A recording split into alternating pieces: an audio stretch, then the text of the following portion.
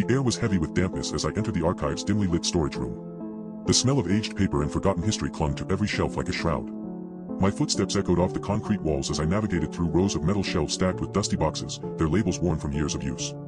I'd been tasked with organizing the collection, a job that had become increasingly daunting since the new cataloging system was implemented. The rules were strict, and any deviation from procedure could result in reprimand or worse. I'd seen it happen to others who dared to question the system's rigidity.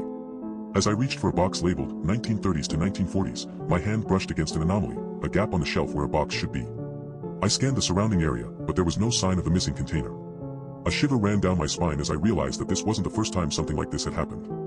Small discrepancies in the collection's inventory had been reported by other archivists, but whenever they tried to investigate further, their queries were met with dismissal and warnings. I made a mental note to report the missing box, but as I turned back to the task at hand, my gaze fell upon a peculiar instruction on the cataloging system screen, Error 47. Rescan Shelf 3, Delta 14. The message had appeared without warning, and I couldn't recall ever seeing it before. With a growing sense of unease, I rescanned the shelf, but there was no change in the box count. Yet, as I gazed at the empty space where the missing container should be, I began to feel an unsettling presence around me, a feeling that someone or something was watching me from just beyond my line of sight. The cataloging system beeped again, this time displaying a new message, Error 47 acknowledged. Recalculating inventory. The words seemed to crawl across the screen, imbuing me with an increasing sense of discomfort. I forced myself to focus on the task at hand, but as I continued to work, the air in the storage room grew colder and more oppressive, like a physical manifestation of my growing unease.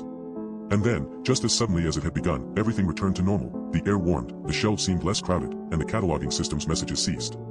But the feeling lingered, leaving me with an unsettling question. Was I truly alone in that archive, or was something more sinister lurking just beyond my perception?